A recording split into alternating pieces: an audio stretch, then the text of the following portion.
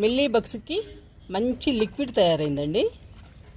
ఈ లిక్విడ్ మొక్క నిండా మిల్లీ బగ్స్ ఉన్నా కూడా ఈజీగా పోతుందండి, చాలా ఈజీగా పోతుంది. కానీ మిల్లీ బగ్గు మాత్రం స్ప్రే చేసిన తర్వాత వారానికి 10 రోజులకి మళ్ళీ వస్తూనే ఉంటుందండి. కానీ ఈ లిక్విడ్ ఇవ్వటం వలన 1 నెల రోజుల దాకా రాదు, కొంచెం టైం తీసుకుంటుంది. అచ్చం నీమ్ ఆయిల్తో స్ప్రే చేస్తే మాత్రం వారానికి 10 రోజులకి వస్తూనే ఉంటుంది. ఇది మాత్రం కొంచెం ఘాటుగా పనిచేస్తుందండి మిల్లీ బగ్స్కి. ఇప్పుడు బాటిల్లో పోసుకుందాము.